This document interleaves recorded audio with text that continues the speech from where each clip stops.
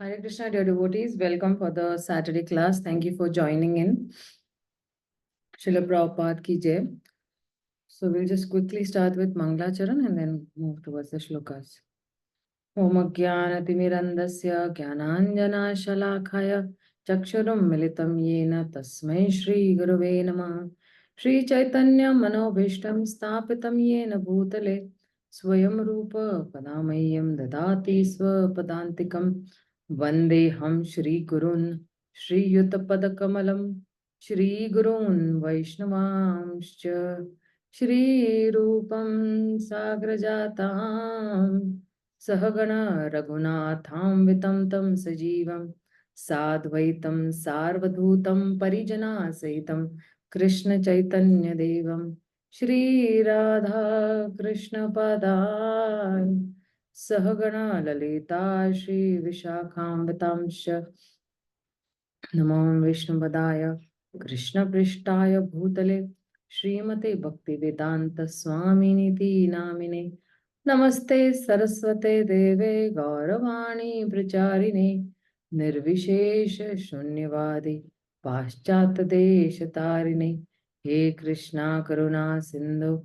Dinabandhu Jagatpate Gopesha Gopika Kanta Radha Kanta Namastute तप्त कांचन गौरांगी राधे वृंदावनेश्वरी वृषभानुसुते देवी प्रणमामि हरिप्रिये वाञ्छाकल्पतरुभ्यश्च कृपा सिन्धुभ्यैव च पतितानं पावनेभ्यो वैष्णवेभ्यो नमो नमः श्री कृष्ण चैतन्य प्रभु नित्यानंद श्री अद्वैत गदाधर श्रीवासादि गौर भक्तवृंद Hare Krishna, Krishna Krishna, Hare Hare, Hare Rama, Rama Rama, Hare Hare. So I welcome you all for the Bhakti Shastri class. We were on the 26th shloka of the 9th chapter. And we just completed the 26th shloka of the 9th chapter. And because the 26th shloka starts only with the glories of Krishna Bhakti. And when Krishna gave a very simple method, because Bhakti is very simple, and Krishna accepts anything that is offered with love and devotion. And that's why he said, Patram Pushpam Phalam Toyam Yome Bhaktya Prayachati Tadaham Bhakti Bharatam Asnami Pratatmanam. He said that if any unmotivated devotee also, he offers me with love and devotion a flower, of a leaf, or a fruit, or even water. I accept that loving offering from that genuine devotee who is pure in consciousness. And after describing this process of bhakti, so if you see the bhakti, the definition or the explanation of bhakti, Krishna is giving in this shloka also. He is given in 22nd shloka also, Ananyaschinta Yantomam. He has given this in the 14th shloka also. And which is what his expectation is, that there's a complete dedication from the pure devotees who are dedicating their lives to the Supreme Lord. And those who are not able to perform that type of bhakti, Ananyas Chinta, or not thinking about anything else other than Krishna, then Krishna will now explain that, okay, if you're not able to go up to that highest standard of, fixing your mind only on me, right? So Krishna will describe that how everything can be done as an offering to him. And this shlok, the 27th shlok, speaks about that particular. So he says, Yad karosi, yad asnasi, yad juhosi dadasi, yad tapasyasi kaunteya, tat kurushva mad arpanam. So what is he saying over here? He's saying that whatever you do, whatever you eat, whatever you offer or give away, and whatever austerities you perform, do that, O son of Kunti, as an offering to me. Okay, I would request the devotees to switch on your videos, please. Those whose videos are switched off, I would request, and who is iPhone, please rename your name because the attendance is going to be taken on that way. So please rename your names in the WhatsApp. Okay, so everybody's video should be on. I request everybody to switch on their videos as such. Rajamallu Prabhu, Nivedita Mataji, please switch on your videos. Juhi Mataji, please switch on your videos.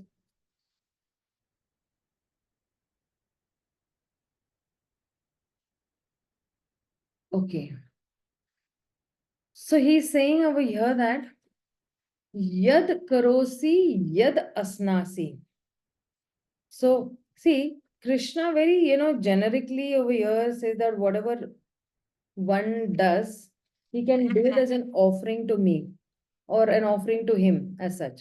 So when he's saying that Yad Karosi, Yad Asnasi, whatever we do, whatever we eat, whatever we give away, Juhosi, the Dasi, whatever, if you see the, Sanskrit translations, so whatever austerities you're doing, you do it as an offering to me. So that is why saying that Tat Kurushva Mad Arpanam, you offer it to me. So Krishna is not using the word bhakti over here.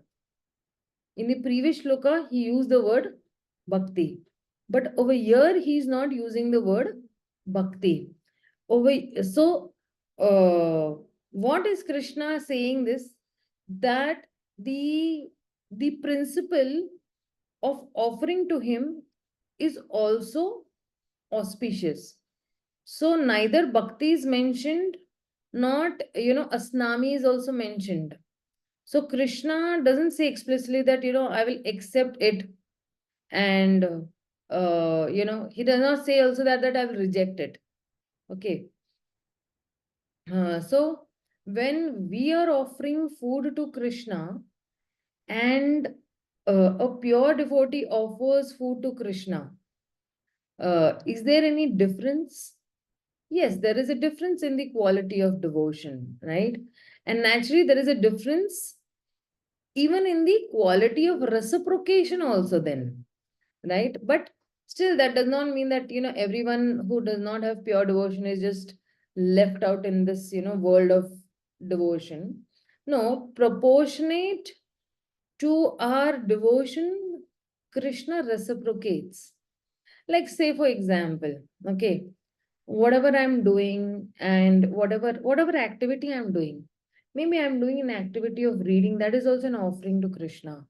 Maybe I'm washing the pots or I'm washing the utensils in the temple or at my own home.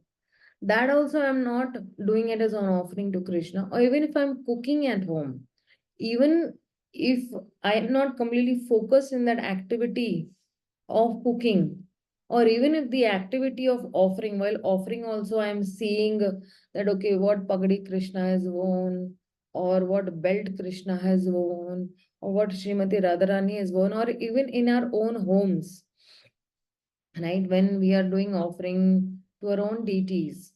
So even that time also, we are not having that devotion, but then we are not left out, he's saying that. So in the previous verse, the emphasis is on asnami and bhaktya. And over here, the the emphasis is on offering, right? So Krishna is saying that tad kuru asva mad arpanam. You offer it to me. Whatever you're doing, you offer it to me. And Krishna is saying that by doing this, what will you get? You will get auspiciousness. And when you will get auspiciousness, what will happen? You will be purified. See, that is why Krishna's one name is Hari. Hari means what? Whatever is inauspicious in our life, he will take it away. He will, वो ना ले लेंगे, वो छीन लेंगे जो कुछ भी अशुभ है आपके जीवन में. And whatever is auspicious, he will be rewarding or awarding us that. So this is what he's saying in this particular shloka. So see, this particular shloka is not Ananya Bhakti. Krishna didn't use the word Bhakti in this verse. And that is why, because Bhakti is mixed with some elements, mixture of elements. So this is similar to Karma Yoga, that at least that particular activity which you are performing, but it is a little superior to Karma Yoga or Nishkam Karma, because all activities, even which are beyond that prescribed duties, are offered to the Lord. So that is why when we say, because see, with this particular shloka we are getting knowledge, okay, yad karosi yad dadosi. So I'm getting this knowledge, but this knowledge is mixed with bhakti. Knowledge mixed with bhakti. And why? Because this person has knowledge about the soul, and he has knowledge about the super soul also. And that is why this is even superior to Jnana Yoga, right? And why? Because it is appreciating the Lord's personal form. At least that particular person who's doing anything as an offering to Krishna, he's acknowledging the Lord's personal form. The Mayavadis don't acknowledge, the Brahmavadis don't acknowledge the Lord's personal form, and that is why it is even superior to Gyan Yoga. And though the consciousness is not always fixed, but whatever activity a particular person is doing, he's doing it as a offering. And that is why this is not called Ananya Bhakti. When we said in the 22nd shloka, Ananyas Chindayantoma, because in Ananya Bhakti, the devotee knows that what will please my Krishna. The devotee knows that this activity is pleasing to my Lord, and then he will, try to perform those activities which are pleasing to the Lord. And that is why uh, he will, even before doing that activity, he will offer it to the Lord. So when I'm cooking, I'm thinking about the Lord, right? So this is completely, I'm thinking okay, that, okay, this kheer that I'm preparing, or this paratha that I'm preparing, or sabji, I'm preparing for the Lord. And His Grace Radheshyam Prabhu was in one of his lectures mentioning that he does not accept that food which is not intended to cook for Krishna. Which means what?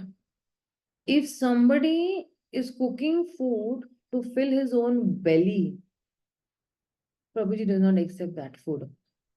But food which is cooked only, intentionally cooked to please Krishna and is offered to Krishna, he will accept only that prasadam.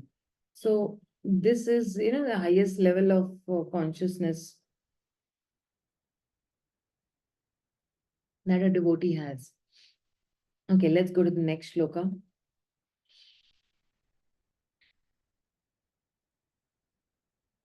So, what is the result I get when I'm offering everything to Krishna? Then he's saying that Shubha Shubha Phaler Evam Moksha se Karma Bandhaneha Sannyas Yoga Yuktatma Vimukto Mamupeshyasi. So he's saying that in this way, you will be freed from bondage to work, because your that particular activity, what is happening? You're offering it to Krishna. So हम कर्म के बंधन में नहीं आएंगे. We will not be binded by that particular karma or that action or that work. And because you will not be bounded by that particular work, then that work is what? Auspicious. And you will be freed from the bondage to work, and its auspiciousness and inauspicious result. So whether it is pious or impious, you will not get that result. With your mind fixed on me, in this principle of renunciation, you will be liberated and you will come to me. So see, when we say that, when he's saying over here, okay, sannyasa yoga yuktatma. Okay, so when we say yukta vairagya, when we say, so yukta vairagya means what? That we are in Krishna consciousness, or we act in Krishna consciousness, but under the superior direction of our spiritual masters and seniors. And when we do that, then the fruits of those actions, we are offering it at the lotus feet of Krishna. So when we are performing uh, that karma or those actions, then of course, when we are offering those actions, it's in a spirit of renunciation. So when we are offering those actions in a spirit of renunciation, then what will happen? I will clean my mind. My mind gets cleansed. And then gradually, I will make progress in spiritual realization. And then because we get realizations, we feel like surrendering more and more to Krishna. And the more and more we surrender to Krishna, we become liberated. So this is what he's saying in this particular shloka. And then he's saying that, see, Shubha Shubha. He's saying that Shubh Ashubh. Okay, Shubh Ashubh means what? Shubh means auspicious. And Ashubh means inauspicious. So because, see, Krishna in the next verse only will say that what kind of offerings you know will this result into, or whatever the results will be, when you act in this way, you will make a rapid advancement. So he's saying that shubha shubha phaler evam. So we become free from auspicious and inauspicious result of our work. So because see, when we are offering in that way, in which way? That whatever activity I am doing it as an offering to Krishna. So when we offer our activities in that way, we offer our life also to Krishna. And that is why this Shubha Shubh Phale Revam, we become free from this auspicious and inauspicious work. And then he's saying that Moksha se karma bandhanam. You will be free from this bondage of karma. And when we become free from this bondage of karma, then what will happen? Sannyasa yoga yuktatma. He's saying that such a person is engaged in sannyas yoga. See, previously also, we have seen the definition of sannyas yoga.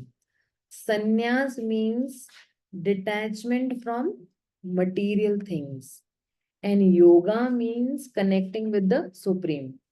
So, when will you be able to connect with the Supreme? Only when you have detachment from material things, or which is not required in Krishna consciousness, which is not required to uplift you in Krishna consciousness. So, detachment from material things, then you get attached. Yoga means connection. Then you get connected with the yoga. So, sannyas means only disconnection. Sannyas means only renunciation. And yoga means connection. Like even in the 6th chapter, Krishna told, Sa sannyasi cha yogi cha na niragnir, what is that verse? Na niragnir cha kriyaha. So the sannyas and yoga is the same thing. Sannyas is disconnection, and from sannyas is a disconnection from whatever material things, or sannyas is disconnection even from matter. So sannyas, when I'm saying sannyas means renunciation not from the material world, but a renunciation of matter from this material. And yoga means connection to the spirit. तो एक है matter और एक है spirit. तो matter से disconnection होगा तो स्पिरिट के साथ कनेक्शन हो जाएगा. So Krishna is integrating these two words here. Sannyas yoga yukta atma. Such a person who is offering all the works to me, such a person will become free from auspiciousness and inauspiciousness of this world. So, see, we can either do only two activities. Either I do pap or either I do punya. Shubh ya ashubh. So, punya is better than pap, definitely. But still, punya is also on a material level. Punya is not on a spiritual level, right? So, both will keep us in this karmic bondage. Whether I'm doing punya, it will bind me. Okay. Whether I'm doing pap, it will still bind me. So if I want liberation from this karmic bondage, then I should be free from both Shubh and Ashubh Karya do, right? And Krishna is saying that by doing your work for me, by offering, uh, um, you work for me, or you work towards me, and you will become free from Shubh Ashubh Phala, you know, and you will get moksha. You will get freed from this karma bandhana. You will get freed from this bondage of work, karmic bondage. So see, when I am saying that mukti is liberation, and vimukti means what? You might say, माता जी मुक्ति भी आप बोल रहे हो liberation है, but यहाँ पे तो विमुक्त बोल रहा है, लिबरेशन ही है. तो see, when I am saying that vimukti means a special liberation, which is an ultimate liberation, which is leading to what? Mam upeshyasi, which is leading to attaining the Supreme Lord. That special liberation is given to us. We are privileged that we will be getting that special liberation by offering everything to Krishna, offering our lives also to Krishna. A very, interesting, this particular sloka is very eye-opening also. And, if even if we start practicing very small activities also as an offering to Krishna, So because see, every time whenever we start doing small activities only, na? We start taking baby steps. Like when we started chanting with 2 rounds, and then we build it up to 4 rounds. And because 2 rounds is giving me some realization, hardly, no? Then when I say, oh, I'm getting some, something I'm getting, which is, I've never felt, I've not realized this before. Then you go to 4 rounds, then you go to, 6 and 8, and that way you reach to 16 rounds. So on a daily basis also, our small activities also, if we offer it to Krishna, like for example, when we wake up, okay, we say, oh Krishna, whatever activities I will do today, I am doing it as an offering. Or when we are sleeping, we sleep and we pray. When we are sleeping, before we sleep, we pray, right? And we actually pray to the Supreme Lord that whatever activities today I did, whatever good I did, whatever bad I did, I am, offering it to you at your lotus feet. At least to start with these two activities, wake up and sleep time, firstly.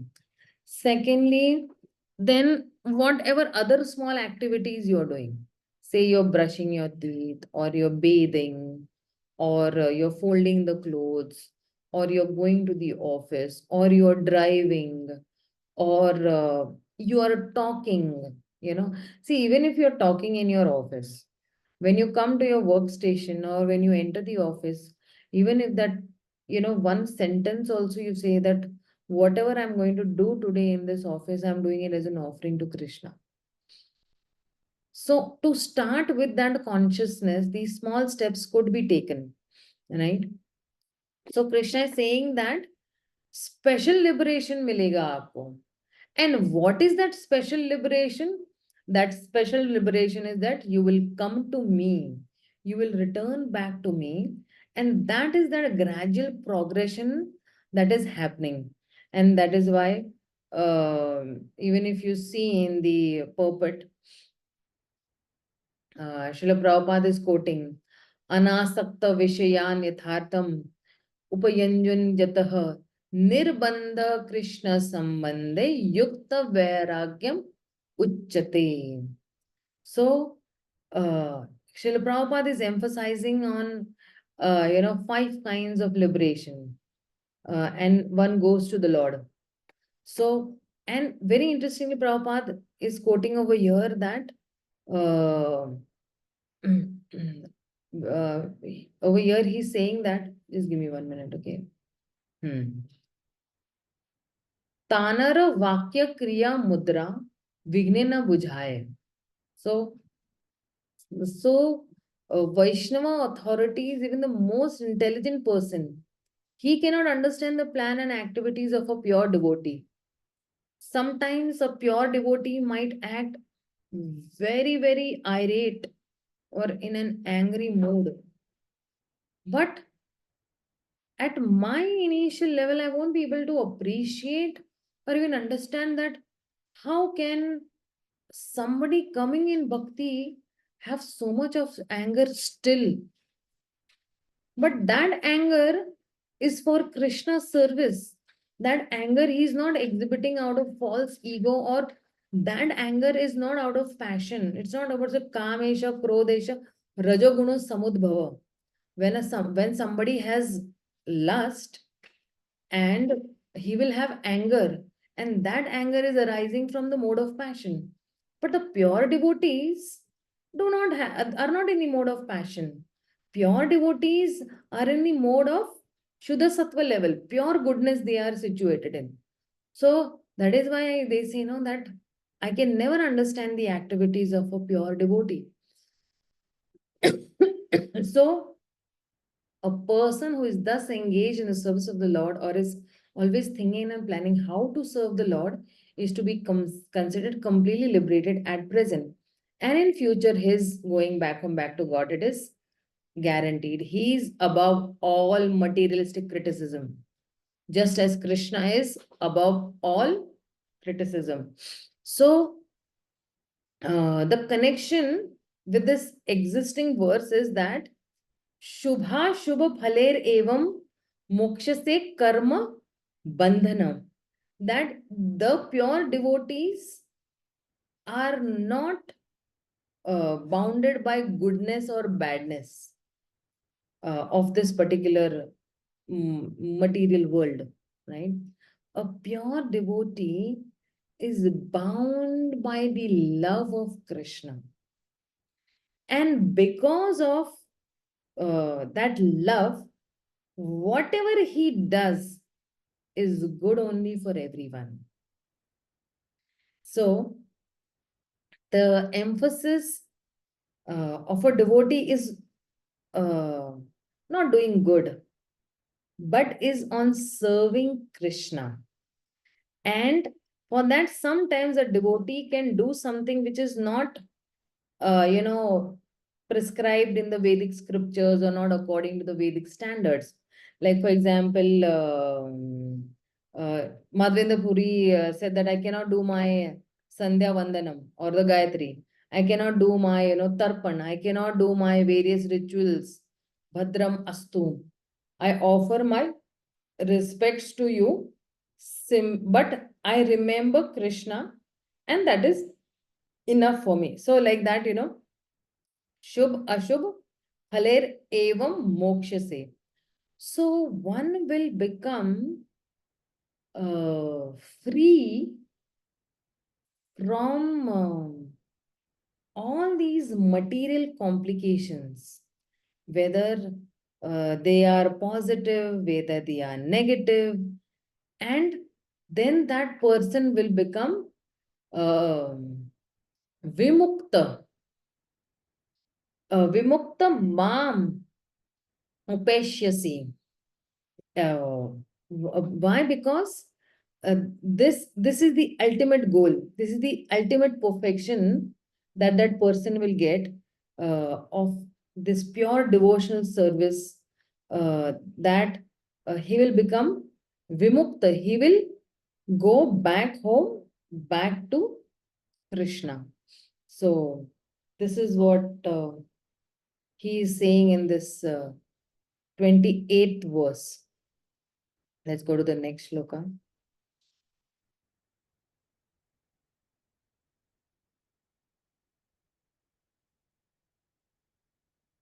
Okay.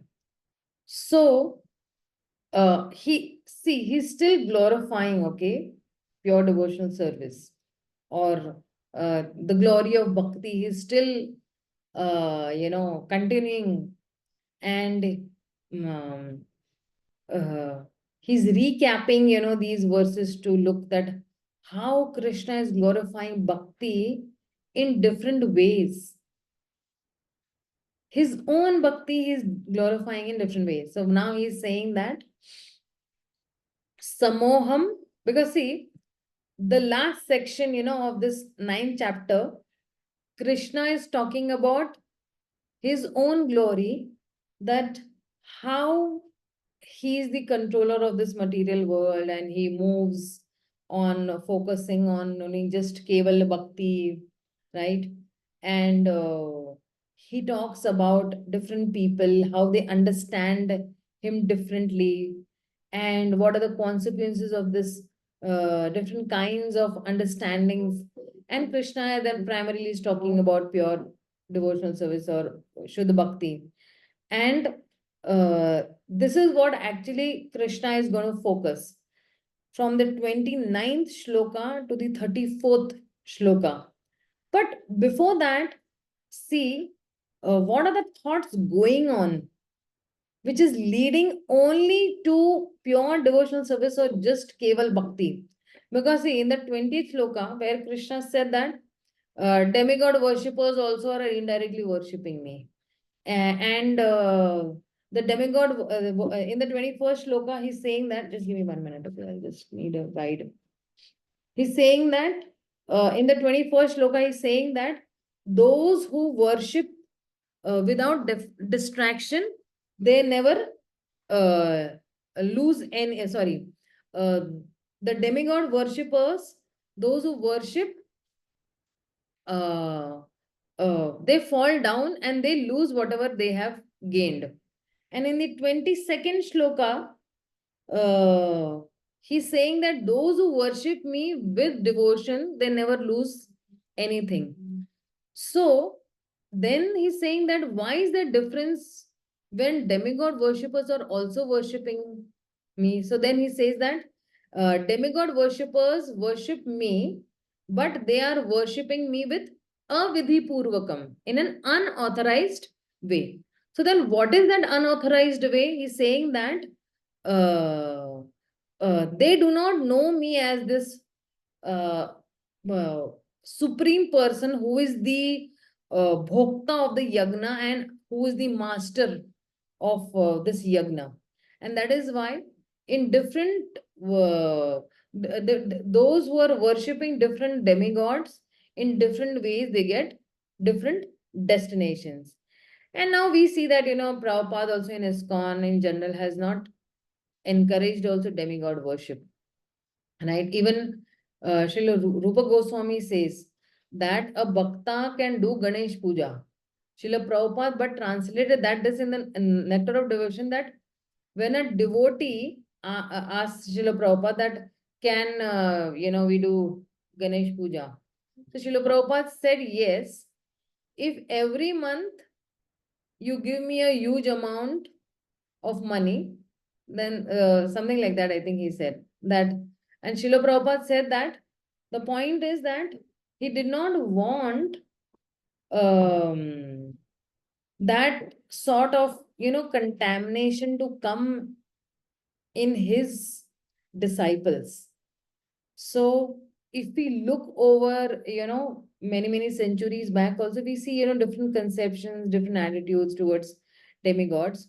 But uh, changing historical attitudes towards demigod worship, is, among devotees is little, it's like uh, when you say karma kanda, okay, even Draupadi, she worshipped Lord Shiva, right?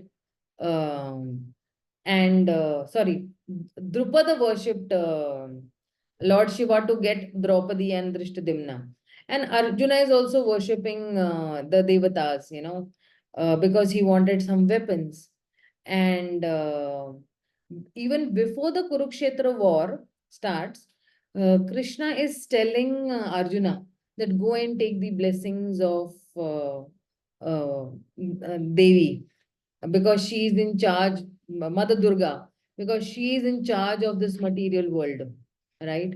And with her blessings, you will, attain success. So somebody might say that if Krishna is sitting on the chariot and Lord Krishna is in the side of Arjuna, then why is he directing Arjuna, to go to, Mother Durga? Then Arjuna is getting off that chariot and, he actually offers praise and praises to Devi, and this, Durga appears. And she said that, your victory is guaranteed. Why? Because Krishna is on your side. And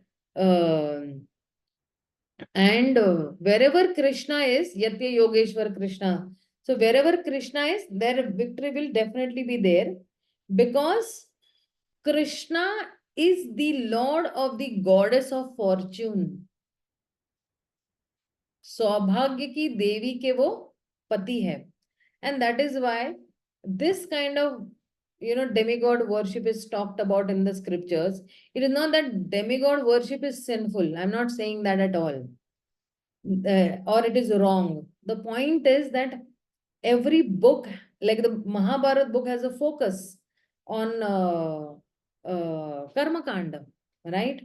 And although it is talking about pure devotional service, but in between, but that is not the focus, you know, uh, and that is not the focus of the Lord also, and the pure devotees also. But the focus is, of course, Lord and his pure devotees. What are the interactions between Lord and his pure devotees? And therefore, in Mahabharat section, you will find this Karmakanda section. So, even when, Srila Ramanujacharya was there, okay, uh, because to maintain that chastity, Ramanujacharya is fasting in the Kurma temple, thinking it to be, Shiva temple. So, because see, in the Sri Sampradaya, they say just as a wife only serves her husband and not any other man. So, similarly, the devotee should worship only the Supreme Lord and not any other Devta. So, Ramanujacharya is discouraging it, right?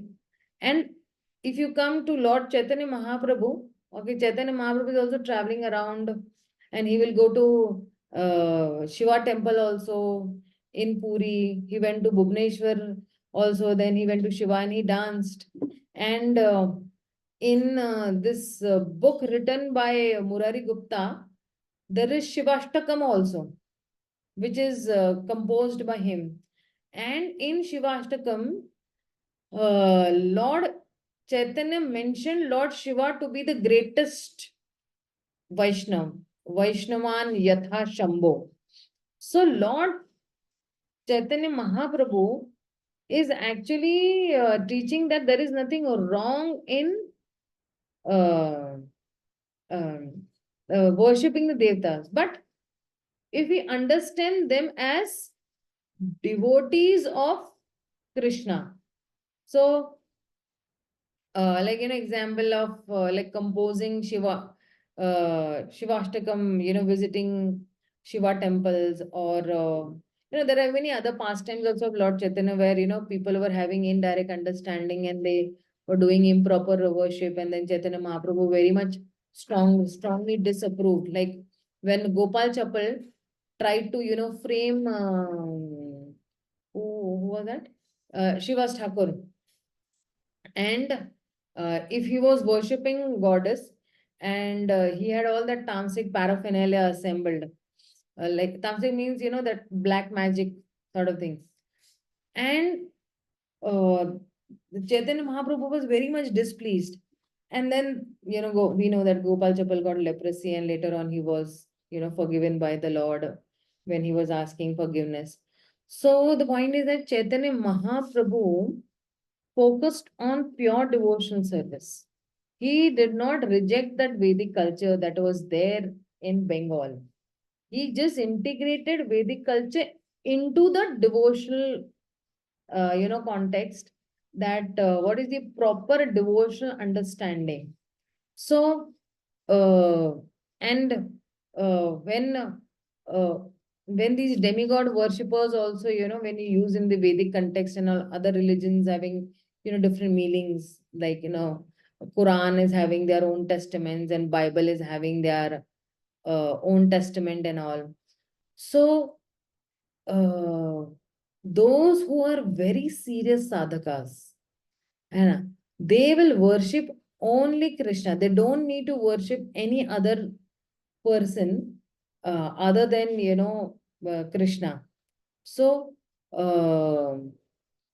even in Vishnu Sahasranam, we'll find the name Shiva in that, right? So we need to understand in context of names and conceptions and according to time, place, and circumstances, and where even the scriptures say that demigod worshippers, the sometimes they want something from that particular demigod, and they are just doing business with um, that particular demigod. So even if you see in the Krishna book, the gopis also, they also, did this Katyani Vrat, right? Radharani worships Lord Shiva, and uh, in and even the other gopis also. So if you see that in when they they're worshipping demigods, that social Vishwanath Chakri Thakur, in one of his commentaries, he's saying that does all worship go to Krishna? That worship goes to Krishna, but all worshippers do not go to Krishna. The worship goes to Krishna, because in the 25th shloka only, What is he saying? That yanti deva vrata devan pritrin yanti pritravrata bhutani yanta bhutejya yanti mat yagno apimam. So those who are worshipping the demigods go to the demigod planets. Okay. So uh, uh, the worship will reach Krishna, but the worshippers will not go to Krishna. This is what stated in the 25th shloka. Like when water is offered to the river, the water will go to the ocean. But the person who has offered will not go to the ocean. I'm just offering water in the river, and that river is actually going and meeting in that ocean. But I myself will not actually, go to the ocean. So that is why saying that Shubhashita, uh, Shubhashita, that is, he's actually, doing Shubh karmas, right?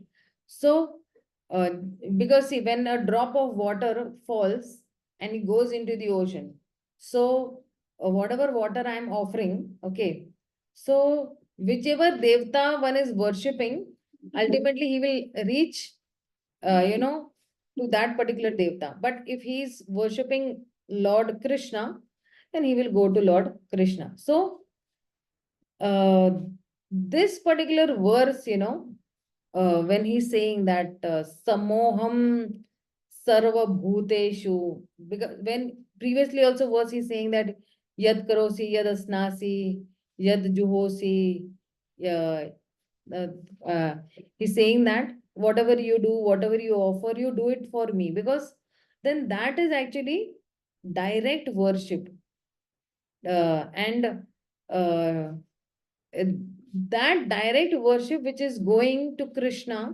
then that is also going to benefit him, right? Because see, when I'm saying that bhakti in this particular chapter or in this section, bhakti is spoken in 5 distinct ways. Okay.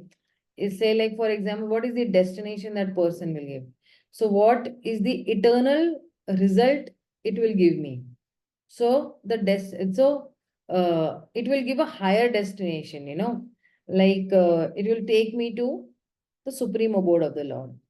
And when I'm talking in terms of possession, then I don't need any fancy material things. I don't need branded things to offer to Krishna. I don't need anything which is very expensive also. For me, Patram, Pushpam, Phalam is also enough. The poorest of the poor man also can offer that to Krishna. Like in the story of Palavecha Sridhar, what he had one pot which had 10 holes in that. And that also was enough. And he does not need even any devotional qualification. He does not need to be a pandit also, right? He just needs a pure heart. That is why he's saying that yad karosi yad asnasi.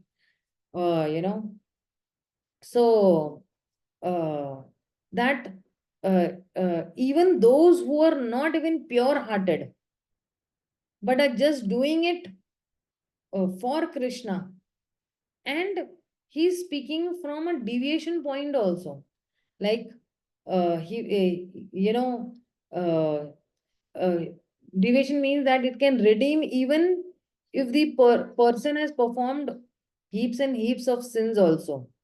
So an accidental fall down also, Krishna will not consider that person to be fallen. He will not say, I will reject you. No, not that way. And neither does Krishna need any material qualification. He does not say that only those who have done PhD and only those who have done MPhil are qualified to worship me. No. Whatever you are even one uneducated person who does not even know how to sign. Even if you are Shabri, even if you are the squirrel, even if you are Kevad, even if you are Sudama, I still accept you as my own person. So no material qualification also is required. And that is why he's saying that Soham Sarva Bhuteshu. He's saying that I am equal to all living beings. And na me dvesho asti na priya.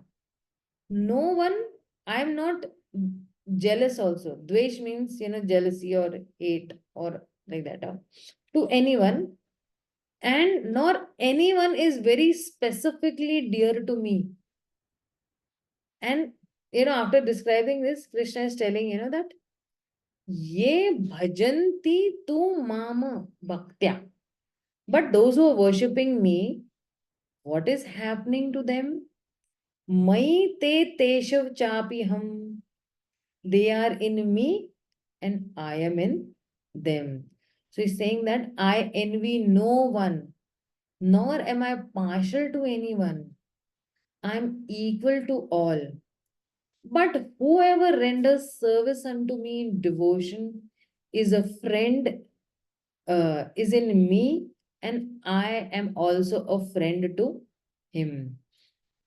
So, this is what he's saying over here, that if, because see, this is a very, you can say, this declaration of Krishna is very endearing, like, because it's an intimate connection of the Lord, that they are in me. I'm constantly thinking about them. Why?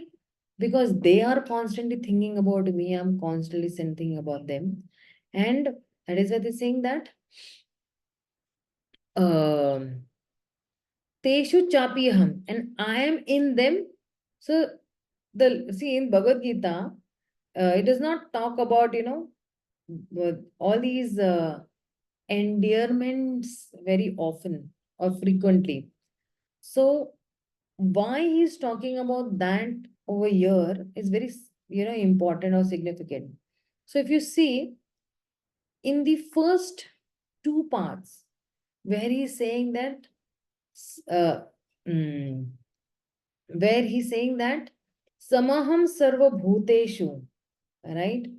That he's saying that he's impartial uh, in the first part, but in the second part, after that he's saying that I am not, I am partial to my specific devotees. Bhajete tu mam bhaktya.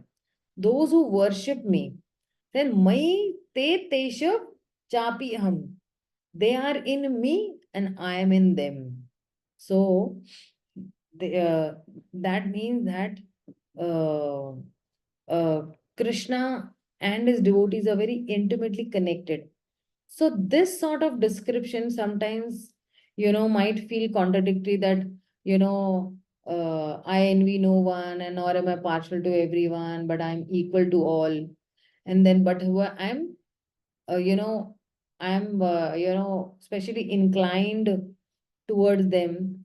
So, sometimes it might feel that, okay, this is contradictory, but it is also depending on what level the Supreme Lord is talking about, which level of manifestation is there that the Lord is talking about. So when he's saying that, Samoham Sarva Bhuteshu, this particular, first charana of the slok, he's saying that the Lord is, Krishna is saying that I am like a judge.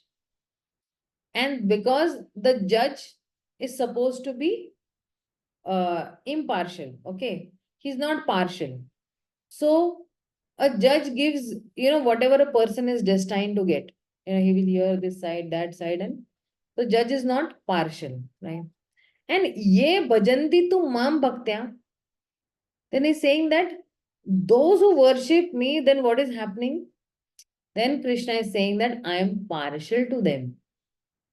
And that is why in the third charan and the fourth charan, right? This particular, charan where he's saying that ye bhajanti tu mam bhakta is the third charan, and mai te teshu chapiham is the fourth charan. So in these two charan, because if I say that this is part A, B, C, and D, okay, So in C and D, in these two parts, the third and the fourth charan, he is saying that uh, he's referring to his Bhagwan aspect, right? And the Bhagwan aspect of the Supreme Lord is very intimate. He's very intimate to his devotees. It is a very elevated and an exalted manifestation of Krishna. And this Bhagwan aspect, what does this Bhagwan aspect, of Krishna focus on? He is focusing on this principle of pure devotional service. So Krishna is impartially partial.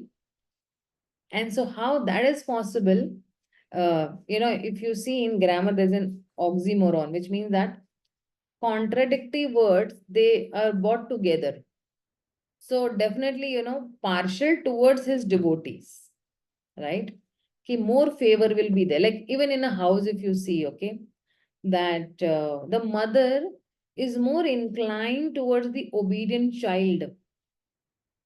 The one who is more obedient, जो बिल्कुल mummy के आगे आगे करता है, mummy लाओ मैं ये कर दूं, मम्मी लाओ मैं वो कर दूं, mummy let me help you, mummy let me press you, oh mummy okay ले. So because that child is more inclined towards the mother is also equally reciprocating with the child, and the mother is also equally inclined towards that particular child.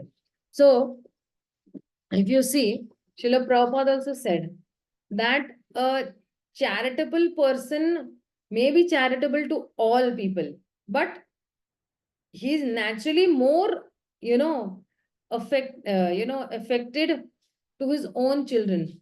He's more, he's more loving towards his own children. So this is not, considered a fault. So similarly, when the Lord loves his devotees who are like his own children, in comparison to the other, living entities who are also existing in his existence. So it is not considered a fault that the Lord loves his devotees. So actually, see, we all are his children, right? Every, like from an ant to an elephant, we all are his, children. But some are his loving and obedient children, whereas the others are, um, rebellious children or even hateful children. So the Lord is offering his care to everyone. But that intimacy of relationship is not possible with everyone. What is saying that the care is for everyone. Like for example, how is he caring? He's giving air, he's giving water, he's giving sunlight. That is his caring nature. He's giving everybody, daily bread. Roti, kapda, makan. Three things so he's providing everybody. So this is his care. But when I say that intimacy of relationship is not with everyone, it is only possible those who are trying to reconnect with Krishna. Those are trying to serve him. Those are trying to selflessly serve him. So Krishna is impartially partial, which means that he is impartial in terms of opening the doors for everyone to receive the benefit of his partiality. Not everyone here. So the point is that the Lord is taking care of everyone. And he is especially caring for those who love him. So that is why this particular verse that is there, it is the, a little window through which we can peep into the heart of the Lord. भगवान के हृदय में क्या है? It's a glimpse of the heart of this Lord, of the Lord. So because see, his words are not different than him. And this particular shloka is not different than, his heart also, what Krishna wants. So even in Prabhupada's purport, you will see that Prabhupada is saying that the Lord and his devotees or the living entities are, permanently glittering. And when this particular living entity becomes inclined to serve the Lord, then he becomes like gold, shining gold. Because why? The Lord is diamond, and uh, if you see in a ring, so the ring is the gold is the outer part, and the diamond is situated in the ring. So this, it's a combination between the Lord and his devotee. So Prabhupada is saying that there is a principal reciprocation. Without that principal reciprocation, there is not any personal philosophy also possible. And that is why Krishna is a reciprocal God. Okay. And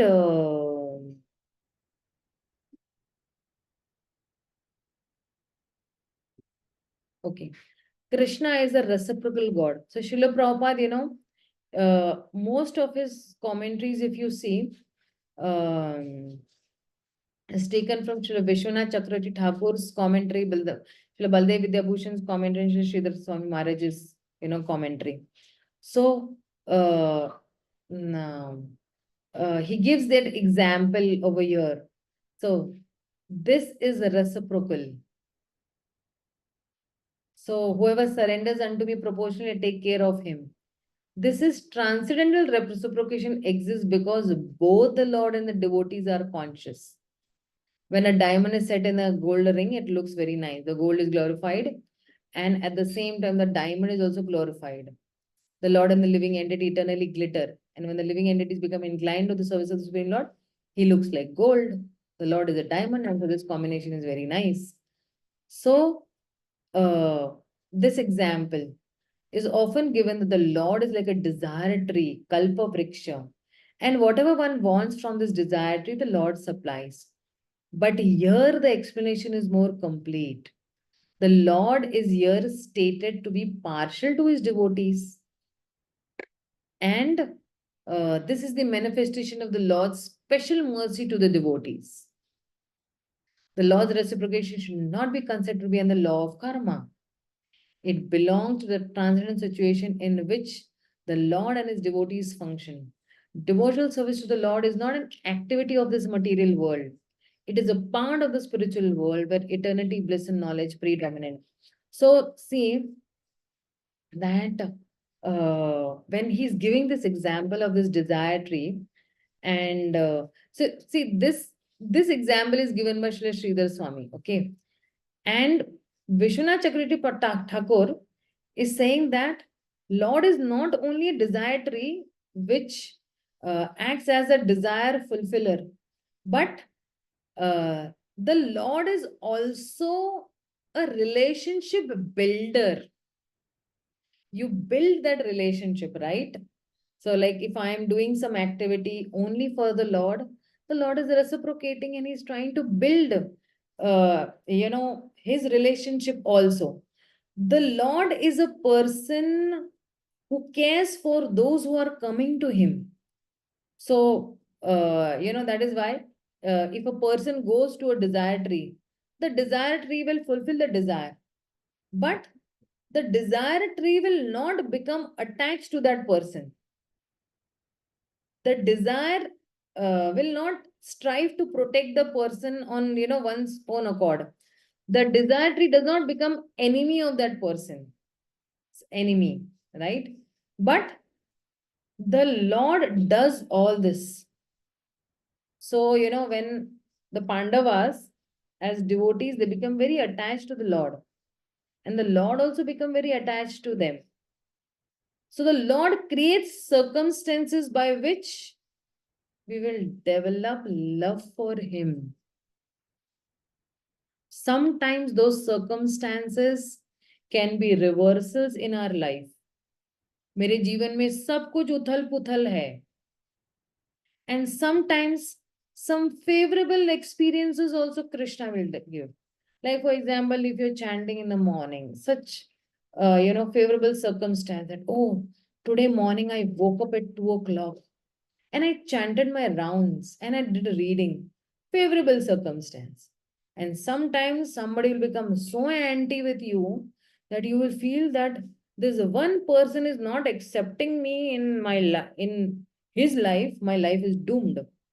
So then we will think that no, only Krishna is the one person who will accept me. So he will create, those circumstances which by which we will develop love for him. And that is why, Prabhupada's purport is speaking about devotional service to the Lord is not an activity of this material world. Eh? It is the spiritual world ki activity hai. And in the spiritual world, you have only these three things: eternity, bliss, and knowledge. And this is a transcendental activity. Means what? Whatever activity we are doing in this material world also is actually part of the spiritual world, that we situate ourselves in this activity to that extent we become situated in the spiritual world. Like, for example, if you see in the nectar of devotion, there was this Brahmana, okay, and this Brahmana is doing Mansik Puja, okay, every day. He's a poor Brahmana. And he used to think that, see, so many people can offer Chappan Bhog to the Supreme Lord, and I am one person, I'm not able to offer Chappan Bhog. But every day in Mansik Puja, he is building a silver temple or a golden temple for the Lord. He's, making the Lord sit in that golden temple. He's offering Chappan Bhog to the Supreme Lord. In fact, he is actually even Mansik Puja mein also he's thinking that I'm preparing this item, I'm preparing that item, I'm preparing this. And one day when he has prepared kheer, and while he's offering, he's thinking that this particular kheer seems very hot and it might burn the lotus lips or the lotus tongue of the Supreme Lord.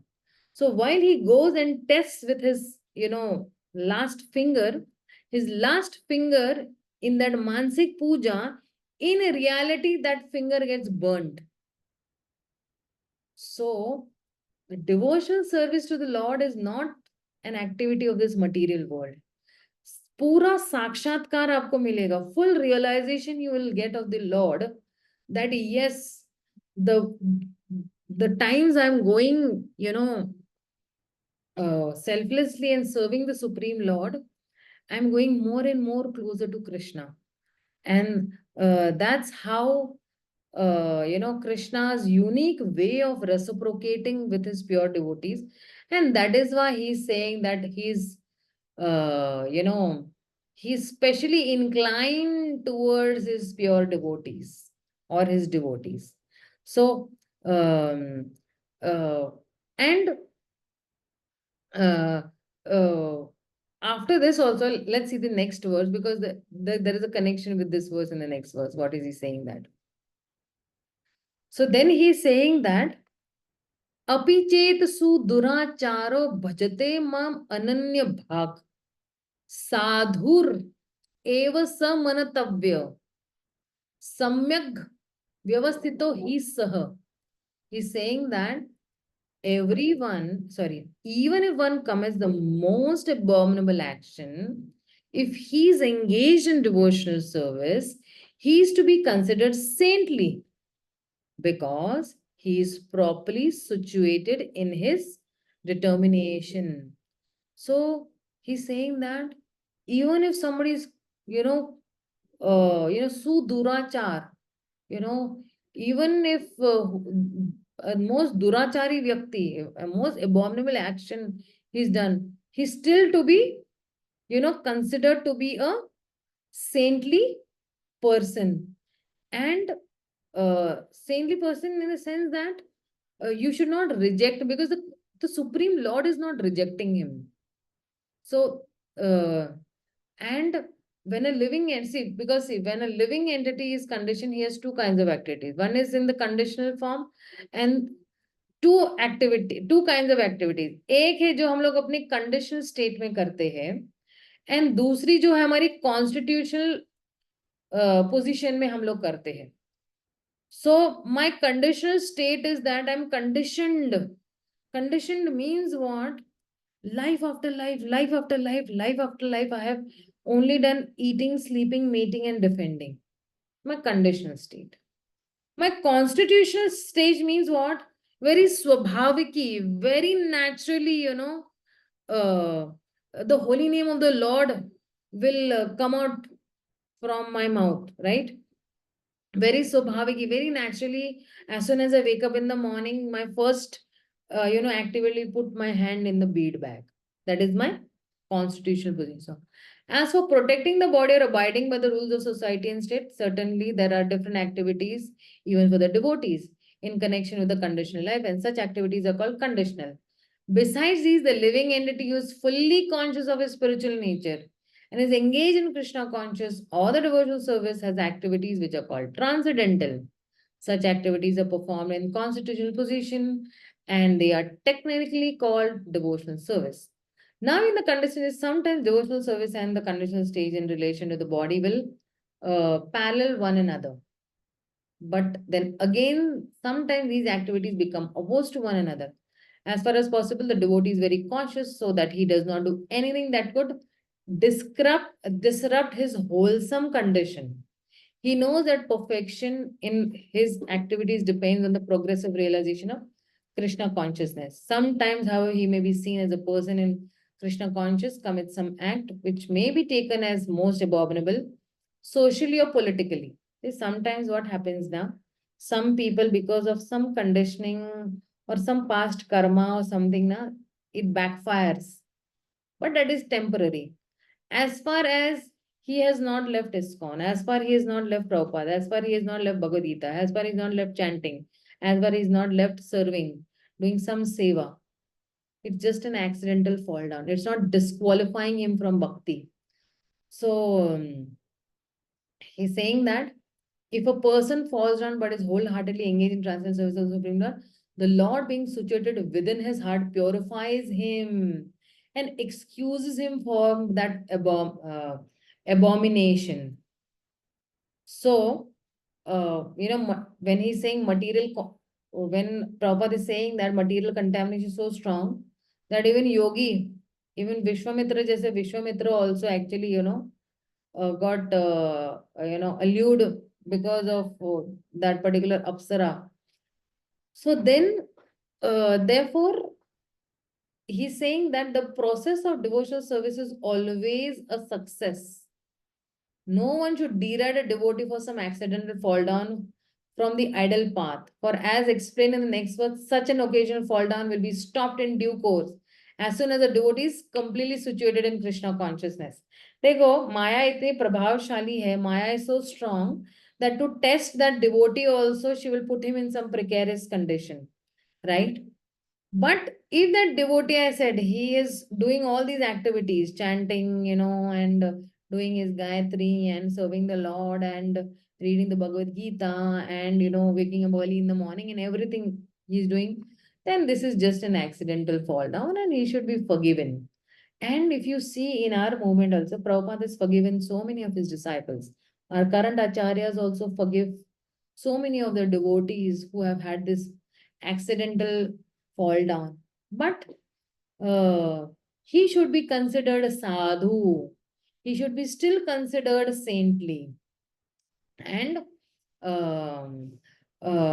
because see, saying that they are a warning to the non-devotees that because of an accident fall down, devotee should not be derided. है ना? And even among the devotee community, like currently also I'm actually solving a case where this devotee has fallen down from his position. But such devotees need love and care. And if we give them, see, यहाँ बोले ना उसका बहिष्कार कर दो, you put him out of that, whole group. He will feel that he's been hated. But if somebody's had this, if you make him feel more loved, he will have gratitude towards you. And even the Lord will also have love towards you, or the Lord will also, say that, yes, see, because see, the attitude of the Lord and the pure devotees will be on the very same level. The Lord is not considering this devotee to be fallen. So that pure devotee also, or the devotees also should not consider him to be fallen at all.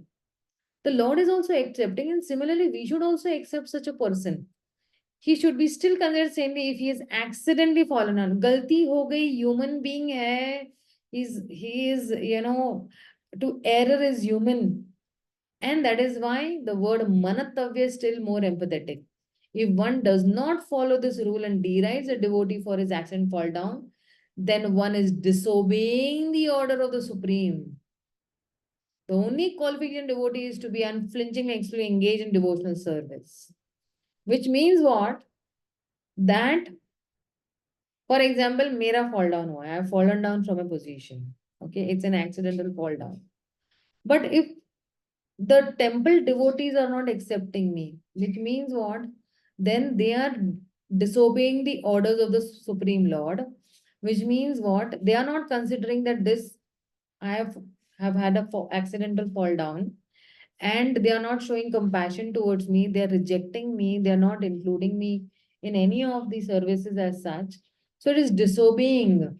So if one does not follow this rule and derides a devotee for his accidental fall down, then one is disobeying the order of the Supreme Lord. Right? So in this Narsingh Purana, he's saying that Bhagavati cha harav ananya cheta Brisha malino api virajate manushya न ही सशा कलुषा चा भी कदाचित तिमेर parabhavatam upayati chandraha. Meaning that even if one is fully engaged in devotional service to the Lord, sometimes found engaged in abominable activities, these activities should not be considered to be like the spots that resemble the mark of a rabbit on the moon. Such spots do not become an impediment to the diffusion of moonlight. Similarly, accidental fall down of a devotee from the path of saintly character does not make him abominable. Very important. We will see around us. We'll see so many cases around us. But we have to be very much compassionate toward those devotees. We have to support them to the fullest. Why? Because the Lord has compassion for such a person. We should also, if we are devotees of the Lord, we will not uh, misunderstand such a person. On the other hand, one should not misunderstand that a devotee in transcendental devotional service can act in all kinds of abominable ways. So, do's and don'ts. So, what is the negative side? Ki, haan bhai, I am in devotional service, I can do all nonsense, whatever I can do. No. This verse is only referring to an accident due to the strong power of material connections. Devotional service is more or less a declaration of war against Maya. As long as one is not strong enough to fight Maya, there will be accidental fall downs. But when he's strong enough, he is no longer subjected to fall down. And see, many a time, we have seen that when an accidental fall down happens, Krishna is trying to ignite that devotee's bhakti. बोलते ना थोड़ा और आग को तेज करना चाहते हैं. Maybe Krishna wants more surrender from that devotee, and Krishna intervenes in his life and he brings to that circumstance that he will take up to Krishna consciousness or bhakti more intensely. We never know what are Krishna's plans. This could be Krishna's plan also. So, no one, he's saying that people should not commit any nonsense on the basis of this. If he does not improve his character by devotion, then it is to be understood that he is not a high devotee. Over the period of years, if he does not improve, then, we have to abstain from that devotee because kitana bhi hum usko pyar de rahe and everything, he does not want to surrender. But sometimes with a pure devotee, something else is happening like this. We have to show compassion. We have to completely accept that devotee and we have to help him out because we never know that we might be instrument in Krishna's hand to accelerate that devotee's bhakti. We never know. We never know that how Krishna can make us an instrument for that devotee's bhakti to be accelerated. It is Krishna's will. And that is why Krishna put that precarious condition in that particular person's life. कि इसको ना थोड़ा accidental fall down करवाता हूँ मैं, तब ये ना और तेजी से मेरे पास आएगा. So this is what Krishna is saying in this verse. And then Krishna is saying that what does Krishna do now? Like, okay, if that devotee has fallen down, now what is Krishna's part, right? He's saying that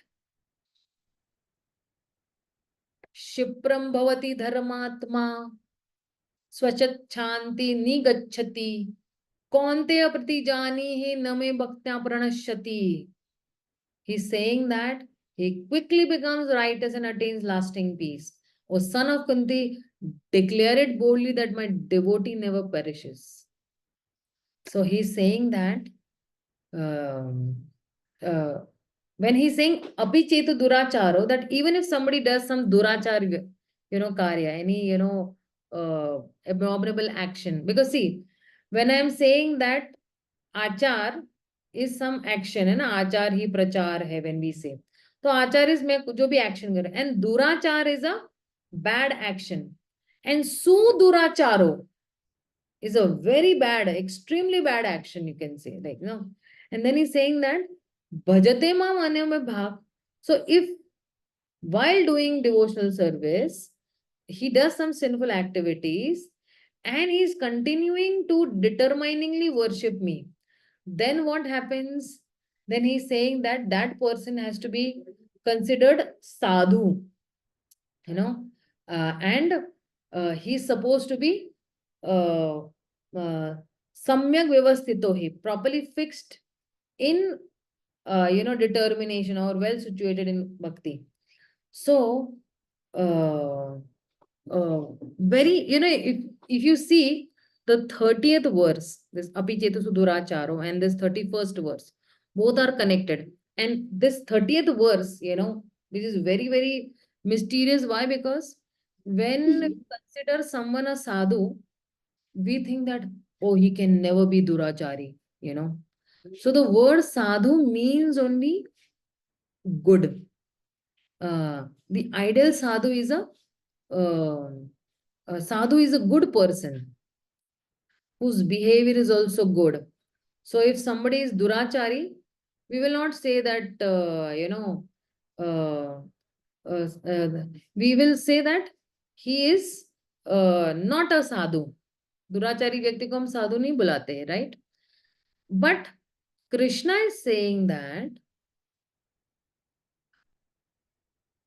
even if someone is a terrible durachari, terrible, maybe, because of his conditioning, even if somebody is sudurachara also, or so for example, a brahmachari got involved with a lady, or a brahmachari, got into finances and he took finances and he ran away, or of course, this is a very extreme case that I'm talking about. Okay. Or if somebody has cheated somebody, right? So, but he's realized his mistake, he's repenting also, and he comes back also and is back to glory. So, in one scripture, that the mind is very unsaintly, right? मन जो है वो दुराचारी है ना? And the mind is unsaintly also and strong also. So we consider a person who is sudurachari, we think that, oh, he is not a devotee. It is not that all are sadhus, but Krishna is saying that even if such a person is suduracharo, he still should be considered a sadhu. Because if a person is worshipping me, worshipping Krishna undeviatingly. See, he might have done some action which is not appreciated by the society, but still He's doing his bhakti. All the rules and regulations he's following and everything is following again. ऐसा नहीं कि, he's left chanting 16 rounds and not reading the Bhagavad Gita, not preaching, not eating prasadam. He's, doing something all nonsense. Not like that. So now we may wonder that if a person going through this difficult situation, he's battling with his condition, or he has got succumbed to that conditioning because of which he's doing some, durachar action. And the question comes along that how such a person is doing Ananya Bhakti then? How do such a person has Ananya Bhava Bhakti? And then, so a person is falling away from this path of bhakti and a person is durachari. Then how can that person become Ananya Bhaka? So many acharyas have they have described in different ways that, see, like Sridhar Swami Maharaj, he's saying that Ananya Bhak means what? That he has no other object of worship other than Krishna. That person may not be acting like, in pure devotional service, like, like unbreakable devotional service, you can say. It is not that the person is practicing 24/7 devotional service, but the Ananya Bhak is referring to person who does not deviate from that part of bhakti and does not seem to doubt the Supreme Lord. And he's not able to maintain steady worship of the Supreme Lord. So such a person is still considered as a sadhu, Krishna is saying. Which means what? The person is fixed in worship of Krishna and all the other manifestations like Ram, Vishnu and all. But while staying fixed in this worship, the person may not be able to follow some required standards for a practice, right? He might not come for Mangala Aarti every day or that way. So either way, the emphasis of this verse is, that such a person, you should consider him to be a sadhu only. This is about the 30th shloka, okay? And then, because see, why is this person considered saintly? Because he's not going to any other person. He's not going to any other deity. He's not going to any other demigod also. Or any other process also. Neither karma yoga, jnana yoga, dhyan yoga. He's not going to those processes also. That is why he is considered to be a sadhu. Because, and see, devotees don't think that, by doing bhakti, I fell away from that process. Therefore, bhakti yoga does not work for me. I have to practice some other yoga. No, devotees will not do that way. The devotee does not think that way. The devotee is completely fixed with bhakti yoga only. And Srila Jiva Goswami, he says that even if such a person falls away, Krishna is saying that I am ready to pick him up. Like, when Srivas Thakur says, Yatra Gayanti, So the point is that when a devotee is trying to worship the Lord, at that time the devotee is continuously and very much clearly fixed on the worship of the Supreme Lord. And the devotee does not fall away. But in terms of leaving the Supreme Lord, or in terms of, he's saying that Jiva Goswami is actually glorifying the glory of actually bhakti. And he wants to make that point that the process of this bhakti is so great that even if some person commits something wrong, still that person is remaining saintly. Like in other processes, he does not remain saintly. Other process, he falls down and he has to start from ABCD back again. But Like, when Krishna says that, Naham vasami vaikunte yoginam hridaye na cha mad bhaktya yatra gayanti tatra tishtami narada. He's saying this. So it is not that Lord really is not present in Vaikuntha, but that the Lord who is not accessible in those places is accessible where his, katha is going on, or discourses or glorification is going on. Okay. And where, the chanting of the holy name, mantra meditation is going on, where the Bhagavatam classes are going on, Bhagavad Gita classes are going on, Krishna is personally present over there. So, the whole philosophy is that uh, devotion will free one from this, moral behavior. Sometimes people think that, acha, मैं जब भक्ति करूंगा तो ये सब कुछ. No, not like that. Sometimes it can backfire on us also, And of course, bhakti can free us from sins also. Okay. But that will happen only when we'll do, when that will happen only when we completely surrender to Krishna. We will surrender only to Krishna. Mam ekam sharanam vraja. When one will do sarva dharma parityajya mam ekam sharanam vraja. Like parityajya. So when we surrender everything, all those conceptions, when we'll surrender and focus only on, bhakti around us, that time, we will be free from all those sinful reactions. And this does not mean that, Krishna will allow us to do any sinful, action for all time to come. No, not like that.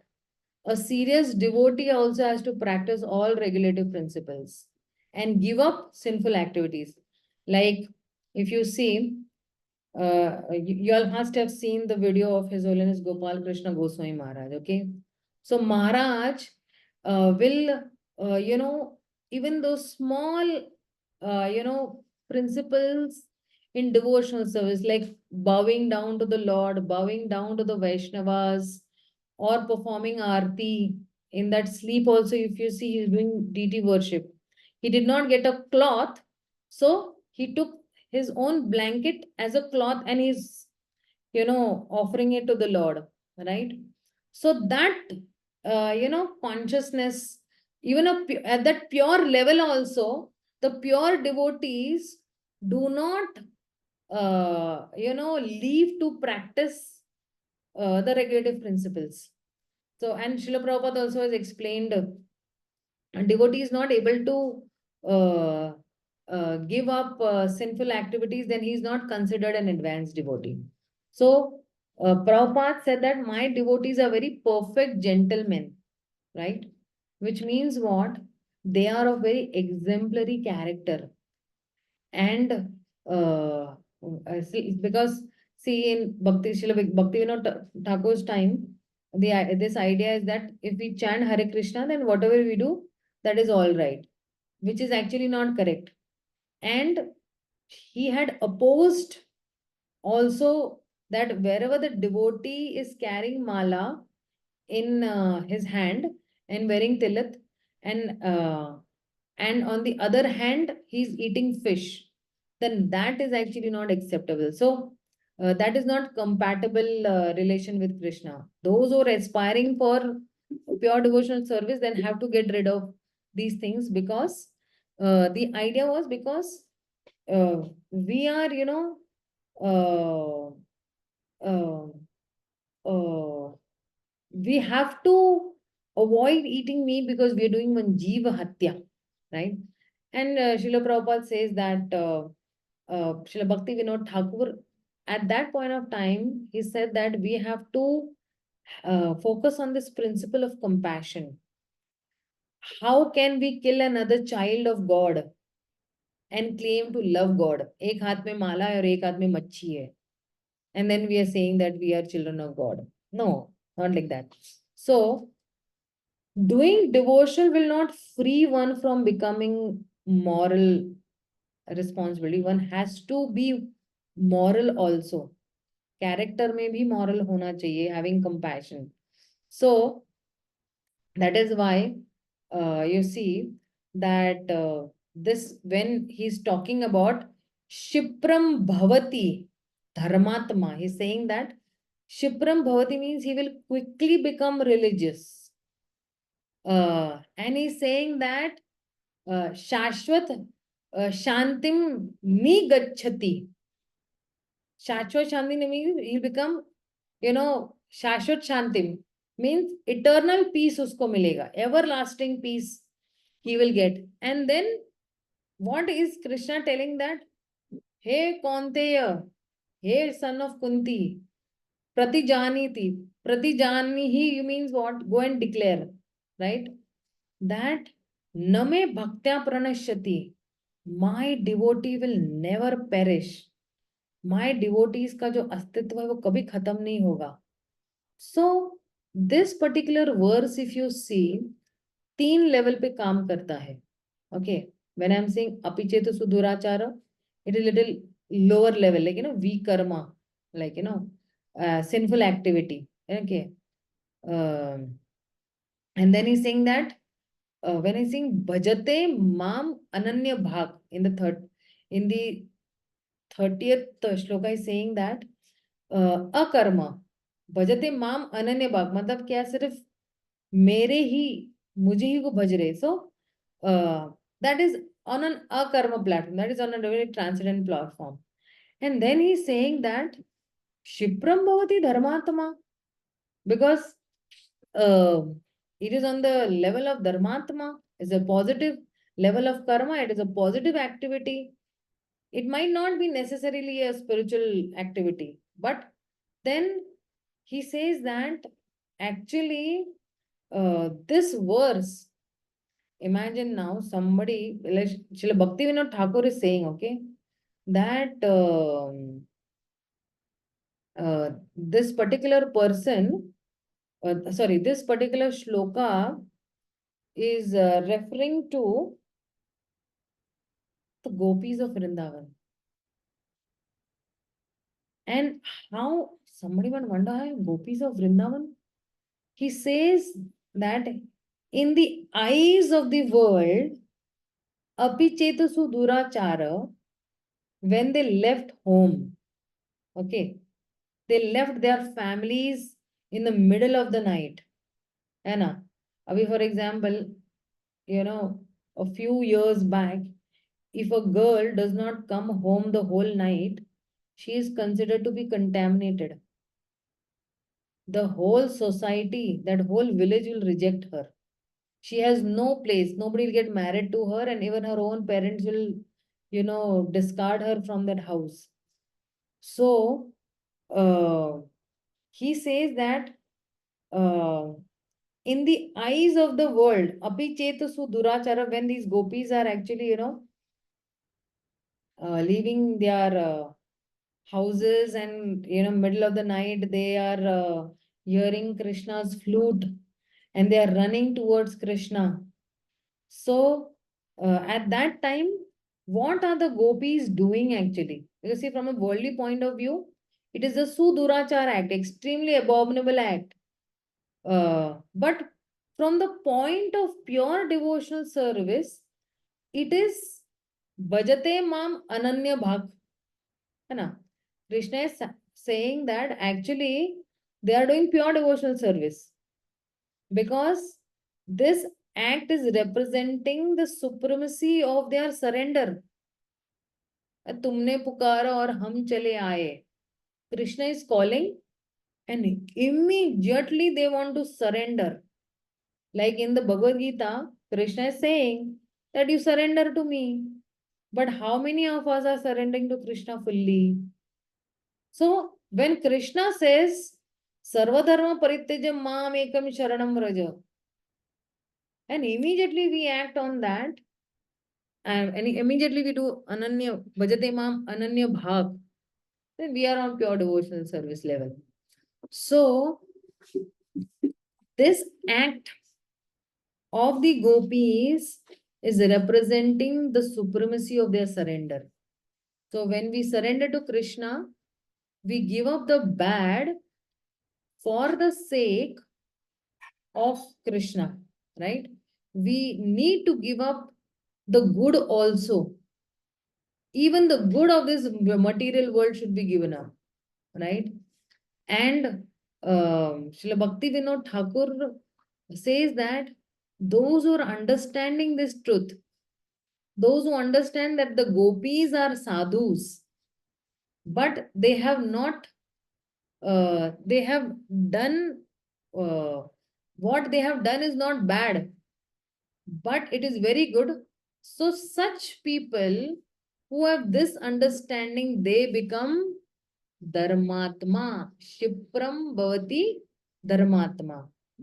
Ki middle of the night, gopis have gone to meet Krishna.